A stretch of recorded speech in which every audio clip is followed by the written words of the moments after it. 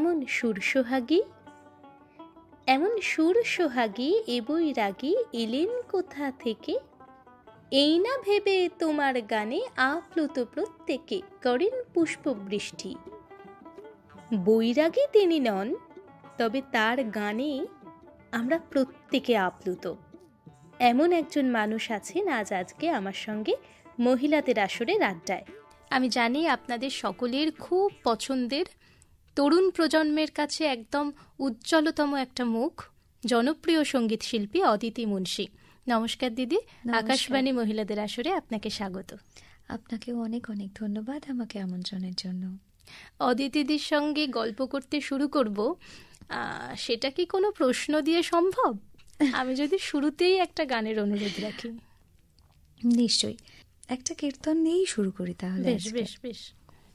দেখলাম চিকন কালা গলায় মালা বাজনন পুরো পায়, ও তার চূড়ার ফুলে ভ্রমরা ভুলে সুখিতের নয়নে চায়। চিকন কালা গলায় মালা বাজনন পুরো পায়, শ্যামনগর যে দাঁড়ায় আছে, শ্যাম নগর যে দাঁড়ায় আছে, ওই কালো রূপে আলো করে শ্যাম, সুখী শ্যামনগর যে দাঁড়ায় আছে, তেরো নয়নে চায়, সুখী তেরো নয়নে চায়। অসাধারণ। কীর্তন মানুষের মনকে শান্ত করে দেয়, প্রশান্তি আনে এবং অন্ধকারকে ঠেলে আলোর পথে নিয়ে আসে। উল্টোটাও হয়, মনকে অশান্তও করে। মনকে অশান্ত করে? ভীষণ করে, আমার করে। তাই আমাকে কখনো কখনো খুব শান্ত করে দেয়, আর আমাকে কখনো কখনো ভীষণ অশান্ত করে দেয়। এই অনুভূতির কথা কিন্তু আমার প্রথম শোনা, তাই এই অনুভূতিটা যদি একটু ভাগ করে নিতে বলি। নিশ্চয়ই, কারণ সবাই বলে ভক্তি মার্গে শান্তি আছে। ভগবানের কথা বললে, ঈশ্বরের কথা শুনলে, তাকে ভজনা করলে মনে একটা শান্তি আসে। কিন্তু আমার ক্ষেত্রে শান্তিও এসেছে, অশান্তিও এসেছে। শান্তিটাকে ম্যানেজ করে নেওয়া যায়, অশান্তিটাকে ম্যানেজ করা যায় না।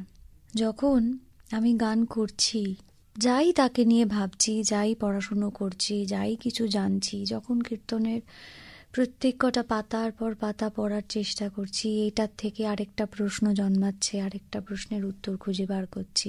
এই যে যখন জানছি, জানার পরের যে অস্বস্তি হচ্ছে, আমি কোথায় আছি, কার ভজনা করছি এবং এত দিন ধরে কি করতে পারলাম, তাকে কতটুকুই বা জানতে পারলাম, এই অস্বস্তিটা বা এই অশান্তিটা যে পরিমাণ আনস্টেবল করে দেয়, সেই সময় না একটা প্রচণ্ড কান্না ছাড়ার কিচ্ছু আসে না। আমার মন বিশ্বাস যে আজকে যারা এই কথাগুলো শুনছেন, নিশ্চয়ই যাদের মধ্যে এরকম কেউ আছেন যাদের মধ্যে এই সমস্যাটা হয়, তখন মনে হয় যে আমি বুঝতে পারছি না তোমাকে। এই অশান্তিটা খুব প্রখর হয়। খুব অদ্ভুত একটা অনুভূতি। মানে যদি অন্তর্নিহিত অর্থটা আমরা অনুভব করতে পারি, কতটা গভীরে গেলে, বিষয়ের কতটা গভীরে গেলে এই অনুভূতিটা বেরিয়ে আসতে পারে। আমরা যারা বাইরে থেকে একটা বিষয়কে দেখি, ওপর থেকে দেখলে সেই বিষয়টা আমাদের কাছে একরকমভাবে আসে, আর যদি তার ভেতরে পৌঁছানো যায় তার মানেটা একদম পাল্টে যায়। কীর্তনকে সঙ্গে নিয়েই পথ চলা, শৈশব থেকে কীর্তন আর পুরাতনী সঙ্গীত, এই দুটো সঙ্গীত উপস্থাপনাতেই আমরা আপনাকে পেয়েছি। এই পথ চলা শুরুর গল্পটা কেমন ছিল? বলে না যে জীবনে কিছু জিনিস উনি ঠিক করেই পাঠান, আমাদের শুধু সময়ের অপেক্ষা থাকে সেই জিনিসটাকে উপলব্ধি করতে। আমাদের বাঙালি মধ্যবিত্ত পরিবারের সব বাড়িতেই পুজো আর্চার চল থাকে, এবং আমরা এমন একটা জেনারেশন যেখানে আমরা দেখেছি আমাদের মা, জেঠিমা, কাকিমা তাদেরকে সকাল সন্ধে নিয়ম করে সন্ধ্যা পুজো করতে। স্বাভাবিকভাবেই তার একটা ইম্প্যাক্ট তো আমাদের মধ্যে পড়ে। সত্যি কথা বলছি, মাধ্যমিকের আগে অবধি কীর্তন কি এর কোনো নলেজ আমার কাছে ছিল না। আমার কাছে তো ছোট থেকেই চলছে, সেটা তো যেরকম নিয়মিত তালিম যেটা আমরা করছি, কিন্তু কীর্তন বলতে আমার কাছে তখন নলেজ ছিল শুধুমাত্র নাম কীর্তন। আচ্ছা, এছাড়া আমার কাছে আর সেরকম ভাবে কোনো কনসেপ্ট ছিল না। যদি মাধ্যমিকের সময় আমার কাছে মিউজিক এই সাবজেক্টটা আমি চয়েস না করতাম, বিষয়ে পড়াশুনো করতে গিয়ে একটা সিলেবাসে ছিল যে পদাবলী কীর্তন, তখন অনেকই ছোট একটা পদাবলী কীর্তন আমি শিখলাম এবং যে গানটাই আমি আজকে শুরুতে করলাম, এটা আমার প্রথম শেখা পদাবলী কীর্তন। আচ্ছা, শেখার পরে কেউ যদি, তখন হতো না বাড়িতে অনেক লোকজন আসতো, তুমি গান করো, একটা গান শোনাও। হ্যাঁ হ্যাঁ, এবার যেই বলছে গান শোনাও তাকেই আমি কীর্তন শোনাচ্ছি। সেটা এতটা পছন্দ হয়ে গেছিল আমার যে সেটা ছাড়া আর কিছু গাইছি না। বলে না যাপন করা, ওই গানটার সঙ্গে যাপন করতে শুরু করেছিলে। তখন তো আর এসবের বুঝি না, তখন আমি যথেষ্টই ছোট, এসবের গভীরতা বোঝার মতন কোনো পাত্র বা কোনো আধারই আমার কাছে ছিল না। গান গাইছি একটা সুন্দর, একটা নতুন, দেখো এরকম করে গাইছি, ভালো লাগছে।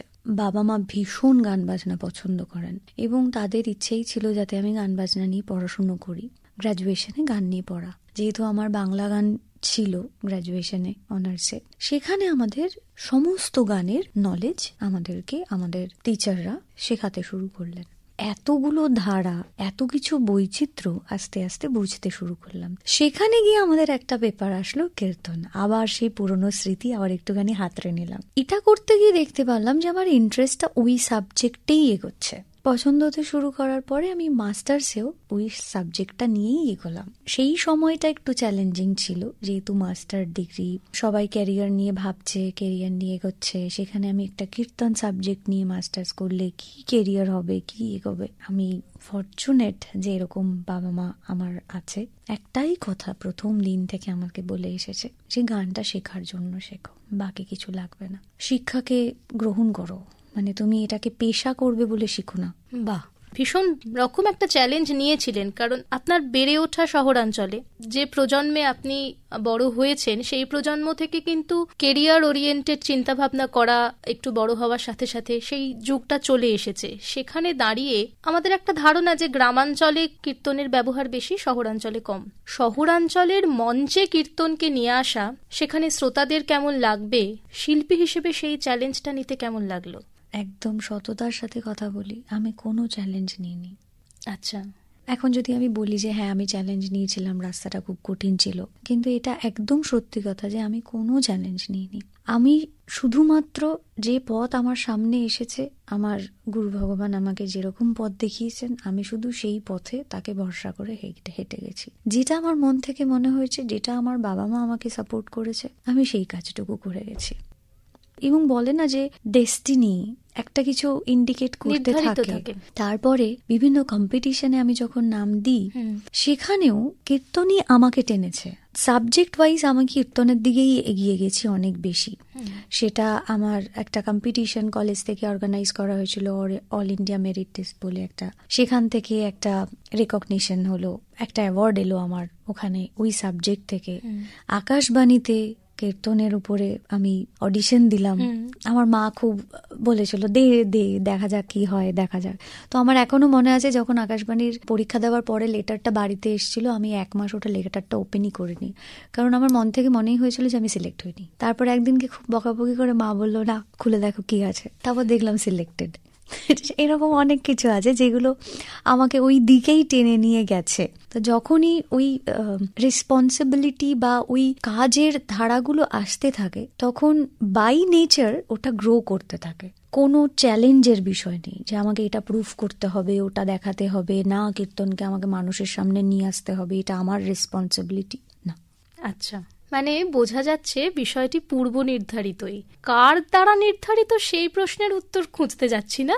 এইভাবেই প্রতিটা প্রজন্মের কোনো মানুষ আসে, যে মানুষটির হাত ধরে সেই সময় হারিয়ে যাওয়া একটি বিষয় এতটা জনপ্রিয় হয়ে ওঠে। আমরা কিন্তু দেখেছি যে বিশেষ করে শহরের দিকে বিভিন্ন রকম সাংস্কৃতিক অনুষ্ঠানে মঞ্চে কীর্তন জায়গা করে নিতে পারছিল না। কীর্তন আমাদের বাংলা সঙ্গীতের অনেক প্রাচীন রূপ, কিন্তু কোথাও গিয়ে সেটা হারিয়ে যাচ্ছিল। আমার সেই বিশ্বাসের জায়গা থেকেই আমি সেটা বলি। অনেকের ভাবনা ডিফার করতেই পারে। কলকাতার মঞ্চে কীর্তন জায়গা করে নেওয়ার পিছনে যে রিয়েলিটি শো এর মঞ্চ থেকে মানুষ আমাকে দেখেছে, রিয়েলিটি শো এর অডিশনের গল্প যদি আমি বলি তাহলে বুঝতে সুবিধা হবে, কারণ রিয়েলিটি শোতে আমরা হিন্দি বাংলা গানই দেখেছি। আমি কোনোদিন ওই খুব রিদমিক গান আমি গাইতে কমফোর্টেবল হতাম না, মানে পারতাম না। আমার সামহাও মনে হতো যে আমি গানটার সাথে জাস্টিফিকেশন দিতে পারছি না, তো আমি সবসময় মেলোডিকেই প্রেফার করতাম। রিয়েলিটি শো এর অডিশনে গিয়েও আমি কিন্তু তাই করেছিলাম, একটি বাংলা এবং একটি হিন্দি পুরনো সফট মেলোডি। তারপরে তারা জিজ্ঞাসা করেন যে তুমি কোন ক্লাসে পড়ো? আমি কীর্তন নিয়ে মাস্টার্স করেছি। সেটা ওনাদের কাছে হয়তো ইন্টারেস্টিং কিছু মনে হয়েছিল যে এই সাবজেক্টটা নিয়ে মাস্টার্স। অনেকের কাছে মানে এই কনসেপ্টটাই নেই যে এই সাবজেক্টটা নিয়ে এত হিউজ লেভেলে পড়াশুনো করা যায়। তারা আমাকে জিজ্ঞাসা করেছিল যে আচ্ছা একটা গেয়ে শোনাও। তা আমার প্রচন্ড পছন্দের, এবং যেহেতু প্রথম শেখা আমার এই গানটি, আমার খুব ইমোশনালি আমি এটার সাথে অ্যাটাচ, তো আমি এই গানটাই গেয়েছিলাম। যখন আমি সেকেন্ড রাউন্ড অডিশনে গেছি, আমার মনে আছে আমি অডিশন রুমে ঢোকার পরেই প্রথম কথা হচ্ছে যে গানটা, যে কীর্তনটা ফার্স্ট অডিশনে গিয়েছিলে সেটা গাও।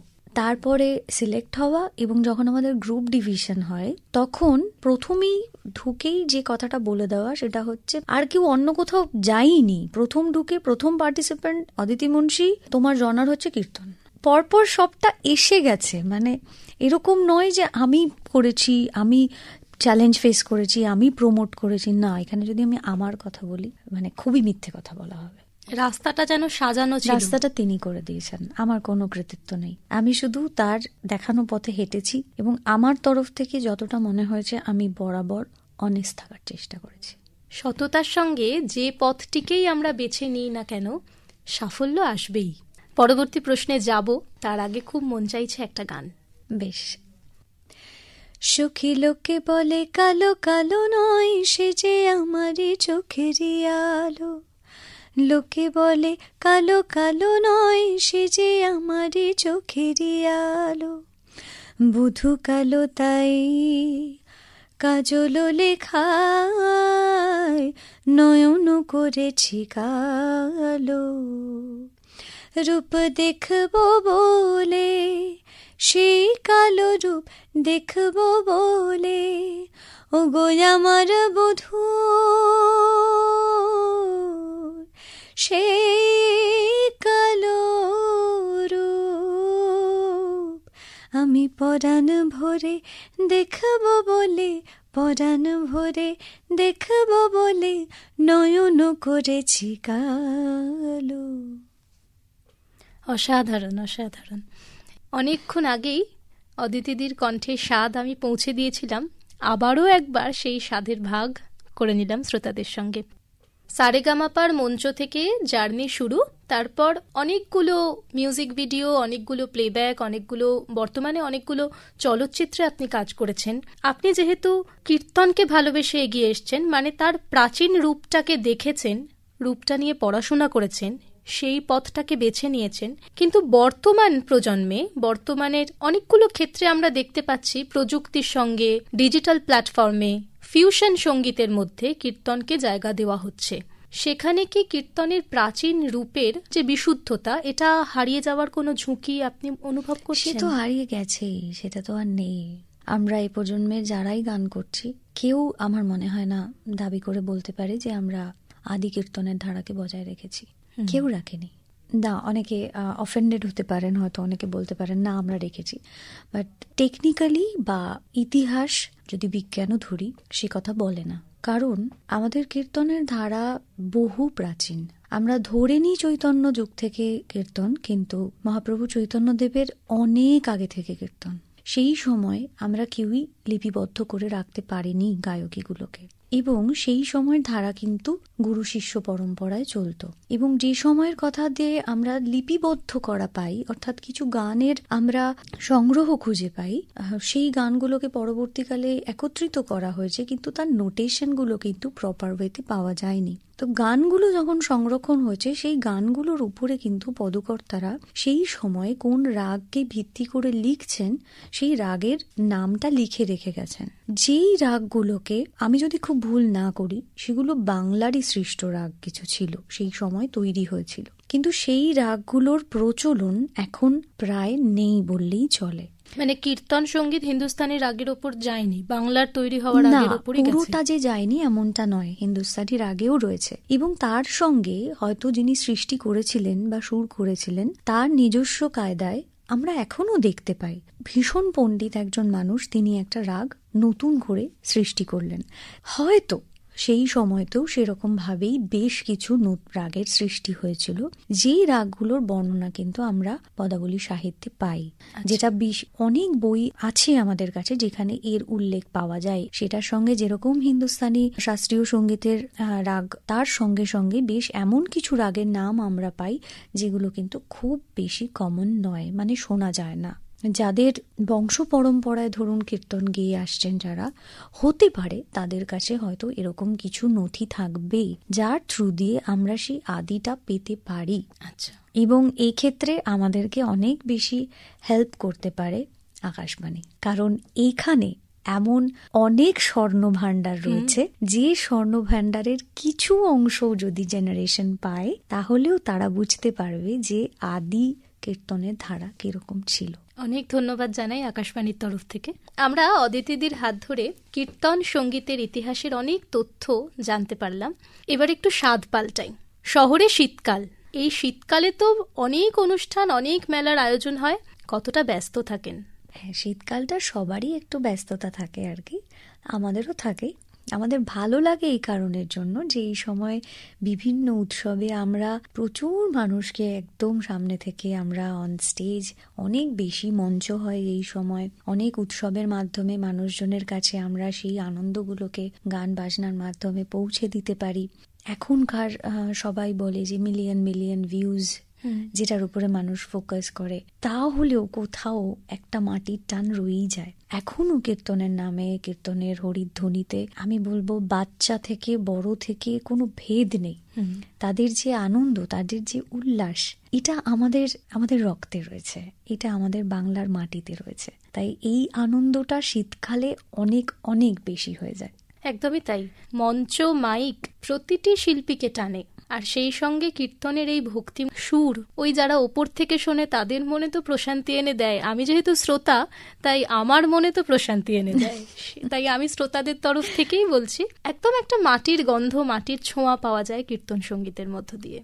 এখন শীতকালটা যেভাবে কাটে, আর আমাদের ছোটবেলায় শীতকালটা যেভাবে কাটতো, ছোটবেলায় যেন কোথাও গিয়ে মনে হয় অনেকটা বেশি আরাম ছিল, অনেক মজার, অনেক আনন্দের। এরকম অনেক মিঠে স্মৃতি আমরা বড় হতে হতে হারিয়ে ফেলি ব্যস্ততার সঙ্গে। এরকম কোনো মিঠে স্মৃতি যদি আমাদের সঙ্গে ভাগ করে নাও।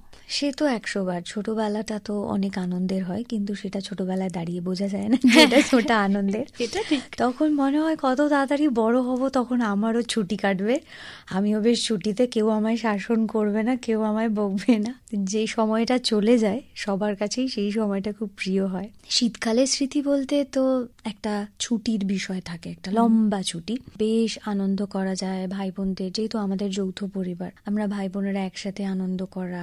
ভালো লাগার ব্যাপার ছিল যে স্নানের আগে অনেকটা সময় পাওয়া যেত, মা তেল তো লাগাবেই, এবার সেই তেল মেখে আমাদের রোদে বসে সারাদিন খেলা চলছে, খেলার ওই সময়টা খুব ইন্টারেস্টিং থাকতো। যেটা এখন টেকনোলজি এত ফাস্ট হয়ে গেছে, গ্যাসে গরম করতে হয় না, বা উনানে জল গরম করতে হয় না, বা সূর্যের আলোতে রেখে কাল ভাঙাতে হয় না, এখন গিজার অন করলেই সারা বছর গরম জল।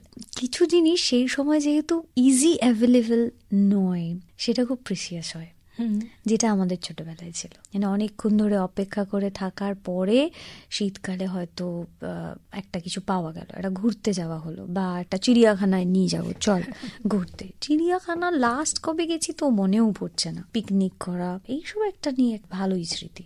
শৈশব জুড়ে শীতের মজাটা যেরকম ভাবে ছিল এখন কোথাও গিয়ে হারিয়ে যাচ্ছে। থেকে ইন্টারেস্টিং শীতকালে সেটা হচ্ছে গিয়ে গুড়ের গন্ধ, মানে যেটা পেলে আর মানে আমার তো শীতকাল পড়ে গেলেই আমার মায়ের কাছে প্রশ্ন ছিল, ওই যে পিঠে বানানোর দিনটা কবে জানি।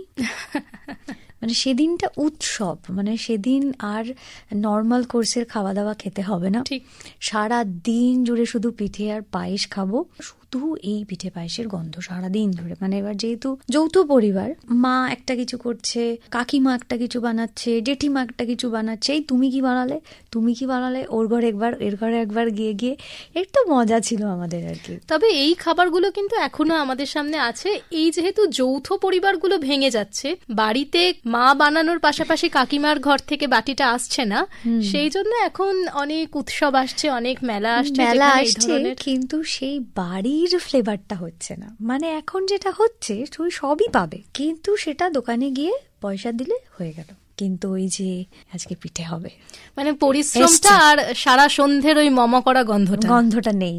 এই আজকে একটা হবে কিছু, আজকে একটা মা সকাল থেকে নারকেল করাচ্ছে, হ্যাঁ গুড়ে পাক চলছে, এই হলো এই ব্যাপারটা নেই। বা তৈরি হতে হতে একটা খেয়ে নেওয়া, একটা না, মানে তৈরি হয়ে রাখার সাথে সাথেই ওটা শেষ আর কি। ঠিক ঠিক। তো ওই মজাটা মিস করা হয় এখন, কারণ বাবা মায়েরও বয়স হয়ে গেছে, তাও চেষ্টা করেন তারা, পরের জেনারেশনের জন্য খুব খারাপ লাগে। সঙ্গীতমের সঙ্গে তো অনেক দিনের পথ চলা, একদম। তরুণ প্রতিভাদের সঙ্গীত শিক্ষা দেওয়া, এই শিক্ষক সত্তাটা কতটা উপভোগ করেন? উপভোগ বেশ করি, ওদের সাথে বেশ কিছু সময় কাটাতে, ওদেরকে নতুন নতুন তথ্য দিতে, গল্প করতে, ওদেরকে কিছু জানাতে পারলে আমার ভালো লাগে। আমার গুরুদের কাছ থেকে আমি যা শিখতে পেরেছি সেটা যদি ওদেরকে জানাতে পারি ভালো লাগে। আমার মনে হয়েছিল যে আমার মতন যারা মিউজিক্যাল ব্যাকগ্রাউন্ডে নেই, কিন্তু যারা গান বাজনা করতে চায়, আগ্রহী, শিখতে চায়, তাদেরকে যদি একটু আগে থেকে একজন গাইড করার মতন কেউ থাকে, সেটার থেকে আমার সঙ্গীতমের জন্ম আর কি বলা যেতে পারে। আপনি ওই যে শুরুতে বললেন যে দায়িত্বটা আমার ছিল না যে তরুণ প্রজন্মের কাছে এই গানটা পৌঁছে দেওয়া, এই পজিশনটা পেয়ে বোধহয় আপনার দায়িত্বটা অনেক বেড়ে গেছে এই শিশু শিল্পীদের কাছে। এটা বুঝতে পারি, কারণ ওরা যেভাবে আসে এবং যেভাবে এসে এই বিষয়টার উপরে আগ্রহ দেখায়, নানান রকমের প্রশ্ন বলে, এবং সেটা আমার আরো কেন ভালো লাগে যে আমার মাথা 10টা প্রশ্ন ভাবতে পারবে, তো 10টা মাথা আরো 10টা প্রশ্ন ভাবতে পারবে, তাহলে 100টা প্রশ্ন যখন একসাথে হবে তখন আমাদের সবার জানাটা আরেকটু বাড়বে। একদম। তরুণ প্রজন্মের কাছে আপনি উজ্জ্বলতম মুখ, শেষ কিছু বার্তা রেখে যেতে বলবো আগামী নারীদের জন্য।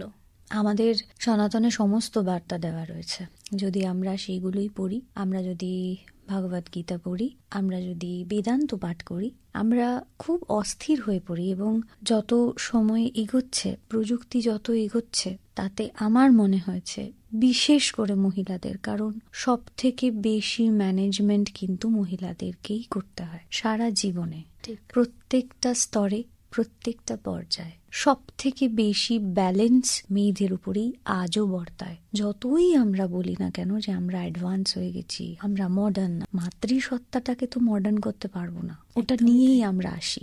সবাইকে বলবো, যেটা আমিও করি, আত্ম উপলব্ধি বা সেলফ অ্যানালিসিস করাটা ভীষণ দরকার। এটা যদি কেউ করতে পারে তাহলে আমার মনে হয় সবটা সে ব্যালেন্স করতে পারবে। অনেক ধন্যবাদ দিদি, অনেক ভালোবাসা, ধন্যবাদ। এমন একজন শিল্পীকে পেলে ঘড়ির কাঁটা দৌড়ে চললেও তার সঙ্গে একটা কম্পিটিশন চলে আসে, কিন্তু সময়টা একদম শেষ অনুরোধ রাখবো, একটু কীর্তন কথা আর একটা গান শ্রোতাদের কাছে পৌঁছে দিয়ে আমরা আজকের অনুষ্ঠান থেকে বিদায় নেব। বেশ। কৃষ্ণ বিরোহিণী রায় বলে ও ললিতা ও বিশাখা,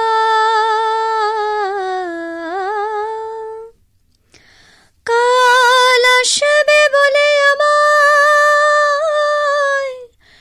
বধূ গেল মথুরায়,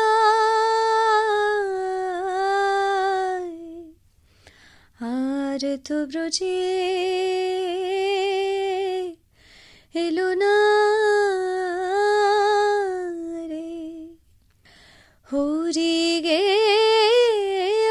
মধুপুর হাম